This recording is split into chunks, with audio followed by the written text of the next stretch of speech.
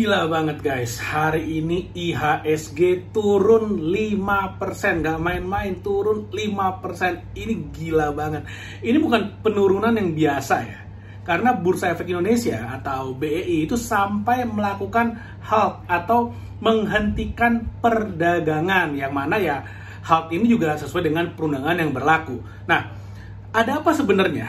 Jadi saya akan coba jelaskan dalam video ini. Ada 10 alasan kenapa saham atau IHSG, indeks harga saham gabungan di Indonesia itu bisa turun gila-gilaan. Saya akan jelasin.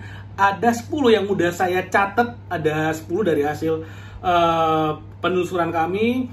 Dan kalau kamu seorang investor, apa benang merah dari kejadian ini dan apa yang bisa atau harus kamu lakukan? Jadi kalau kamu seorang investor ya, atau kamu lagi pengen jadi investor, nah ini ada kejadian yang bagus hari ini. Bisa jadi pelajaran yang sangat penting untuk dalam perjalanan karirmu sebagai seorang investor.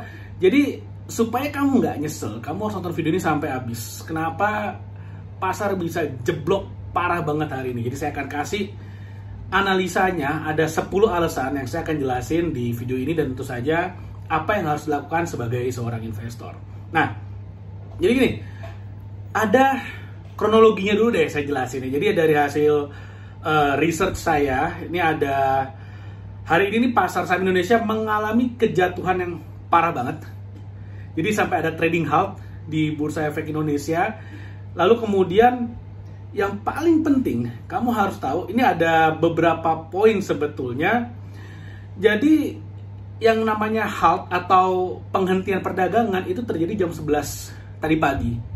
Jam 11:19 tadi pagi itu turun sampai 5,02%, yang mana tuh banyak banget, itu luar biasa banget.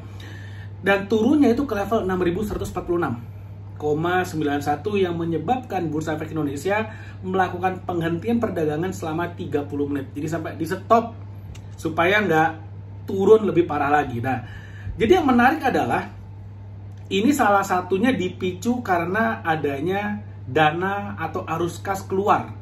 Jadi ada cash outflow. Jadi gini, asing seluruh dunia ini kan berinvestasi. Salah satunya mereka naruh di saham-saham di Indonesia. Nah, hari ini asing ini pada ngambil duitnya bawa keluar. Nah, sehingga menyebabkan, balik lagi, harga saham itu kan supply and demand. Jadi ketika banyak yang jual, supply-nya jadi banyak, harganya turun. Nah, yang menarik adalah berapa sih duit yang keluar?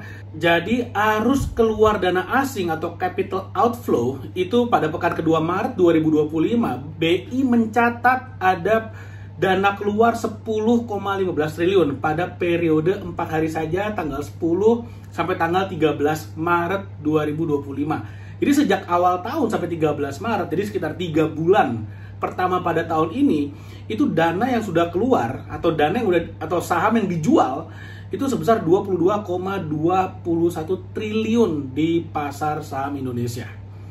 Jadi perlu dicatat juga bahwa data arus keluar dana asing hingga 17 Maret sampai kemarin 17 Maret itu mencapai 26,9 triliun. Jadi hampir 27 triliun, itu dana yang sangat besar keluar, menyebabkan yang namanya IHSG turun sampai 5%. Nah, lalu kemudian gini, sampai asing menjual sahamnya di Indonesia, dibawa keluar, yang mana sebagian dananya katanya dibawa ke Cina, ada ke Amerika, dan segala macam.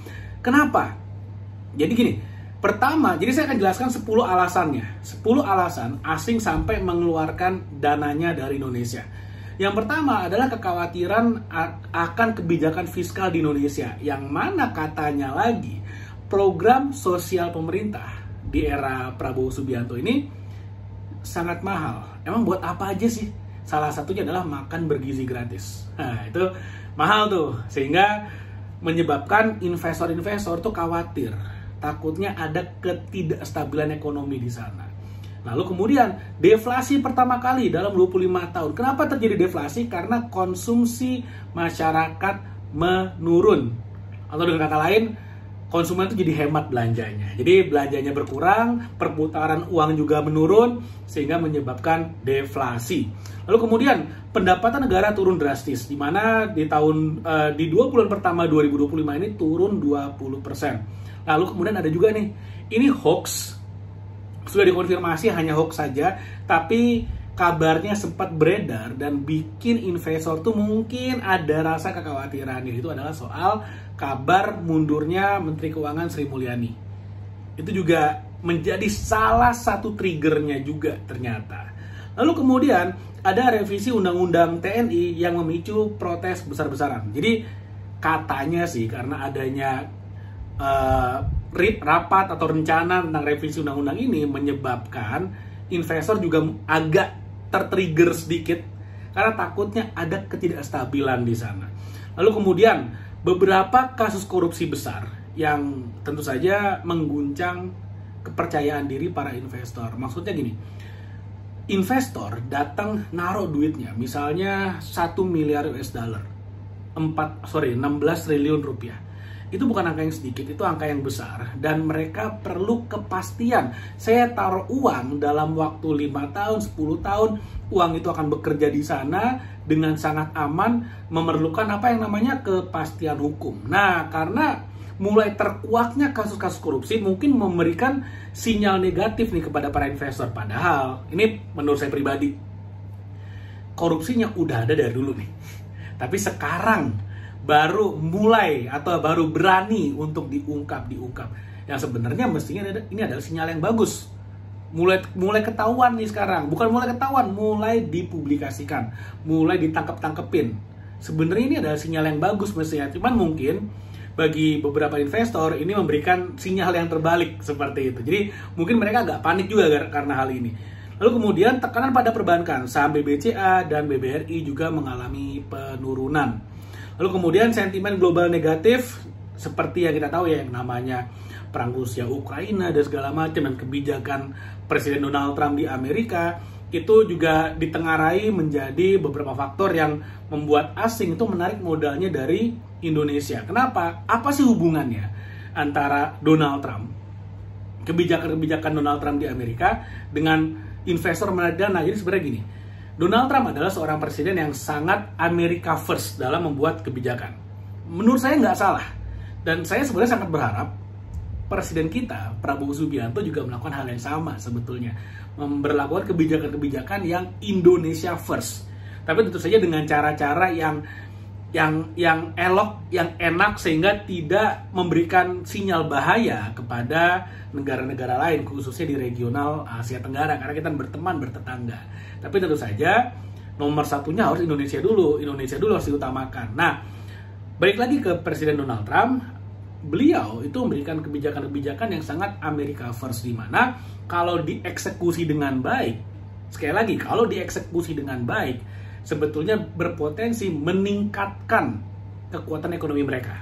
Sehingga para investor melihat kayaknya kalau uangnya ditaruh di Amerika ini jauh lebih baik.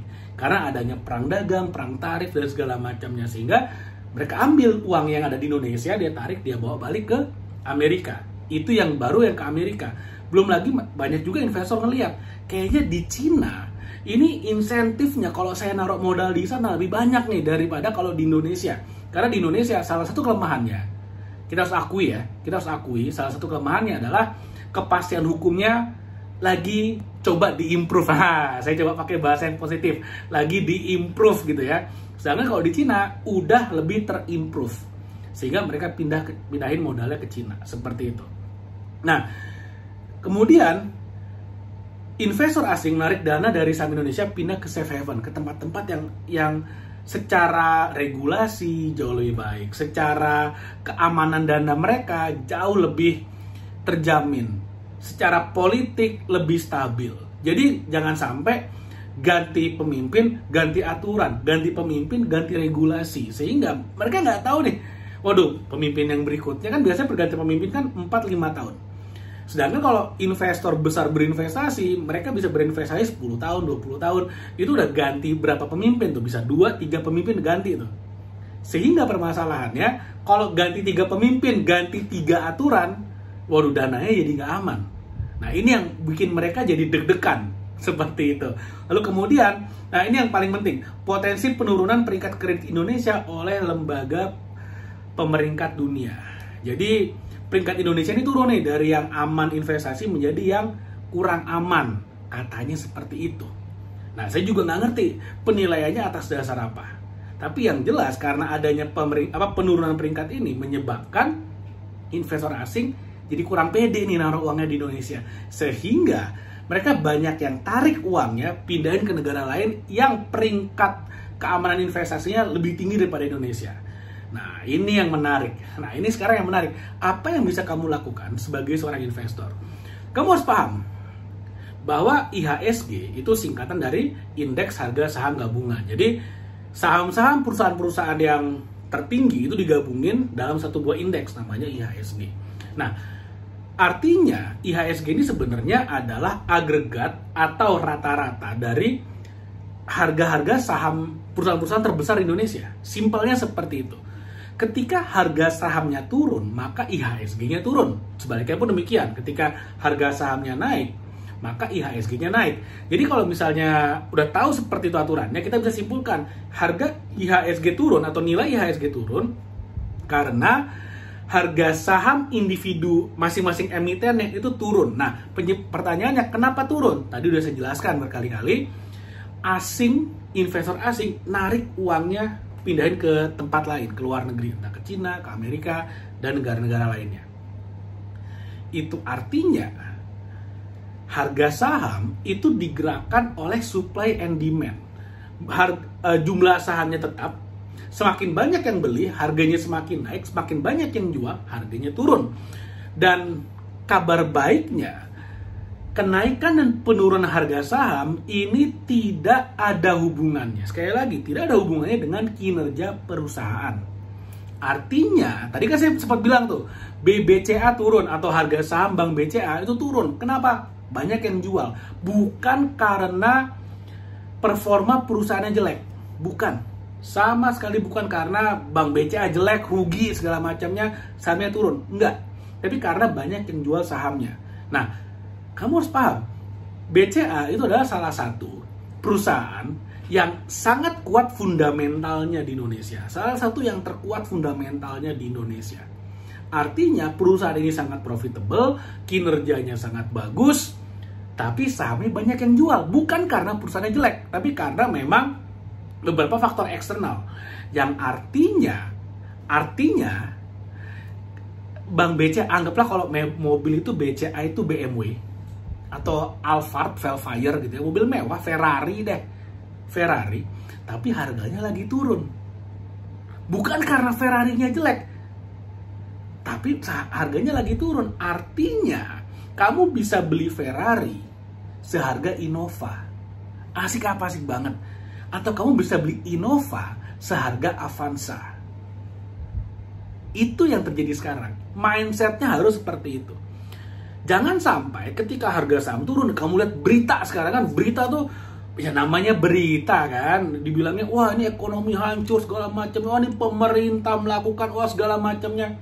Padahal kalau misalnya kita sebagai investor yang cerdas, kita akan melihat sekarang waktunya nyerok harga saham pas lagi di bawah. Kenapa layak diserok? Karena perusahaannya bagus. Makanya investor-investor legendaris seperti Warren Buffett fokusnya kemana? Ke fundamental perusahaan. Dia lihat perusahaannya bagus, harga sahamnya turun, waktunya beli. Ingat, ketika orang-orang takut adalah waktu yang terbaik untuk kamu jadi greedy. Jadi serakah, ambil mumpung lagi murah. Beli Innova harga Avanza, beli Ferrari harga Avanza. Wah, langsung diborong. Tapi sebaliknya ketika harga udah naik, ya waktunya ya kita agak-agak takut dikit. Ketika orang-orang pada greedy, pada serakah sehingga harga naik, ya udah waktunya kita jual dulu, ambil profit dulu. Nanti ketika harga turun kita beli lagi. Nah, sekarang ini adalah sinyal yang bagus nih sebenarnya untuk kita sebagai investor yang cerdas.